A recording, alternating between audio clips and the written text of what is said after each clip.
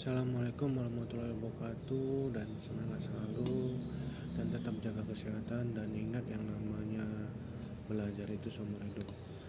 Untuk topik hari ini kita akan membahas hal yang sangat menarik, yaitu pembahasan artikel ilmiah final. Tentu yang dibahas di sini adalah bagaimana hasil dan pembahasan di dalam penelitian kualitatif dan kuantitatif. Tentu ada dua, satu kuantitatif, satu kualitatif. Kalau kita melihat hasil dalam suatu penelitian, itu biasanya berisi tentang temuan dari peneliti berdasarkan data yang telah dikumpulkan dan dianalisis. Jadi tidak sembarangan kita untuk membuat suatu hasil. Sedangkan yang namanya pembahasan dalam penelitian itu umumnya berisi penafsiran. Jadi berbeda, yang satu hasil temuan kemudian ditafsirkan dalam bentuk pembahasan terhadap hasil penelitian. Seperti itu. Jadi kalau kita melihat dalam penelitian kuantitatif, yang namanya hasil itu disajikan dalam bentuk yang pertama statistik deskriptif, apakah nanti mean, standar, dan lain-lain, dan juga bisa dalam bentuk statistik inferensial.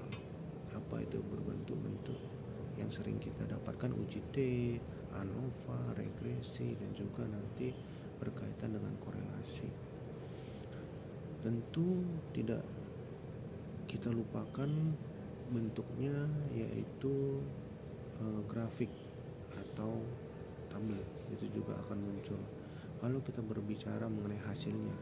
Tapi kalau kita berbicara mengenai pembahasan yang disajikan dalam penelitian kuantitatif, itu biasanya disajikan dalam bentuk yang pertama menjelaskan makna angka atau statistik, yang kedua dihubungkan dengan teori atau penelitian sebelumnya. Ini sangat berhubungan.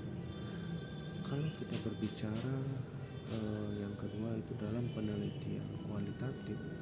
Dalam penelitian kualitatif, hasil itu disajikan dalam bentuk apa? Dalam bentuk kutipan langsung dari informan. Kenapa? Karena dalam kualitatif kita melakukan wawancara. Jadi kutipan itulah yang kita sajikan di dalam penelitian kualitatif. Kalau dalam pembahasan ini beda, kita menafsirkan kutipan tersebut. Tentu kita juga menghubungkan dengan teori dan juga penelitian sebelumnya. Jadi terjawab hipotesisnya dengan baik itu kuantitatif maupun kualitatif. Karena yang namanya kuantitatif itu akan bermain dengan data SPSS. Kalau dia kualitatif, umumnya ini akan menggunakan wawancara. Siapa yang diwawancara? Yang diwawancara tentu yang berkaitan dengan topik yang kita bahas untuk membantu kita menjawab penelitian kita. Saya kira masih banyak yang akan kita bahas.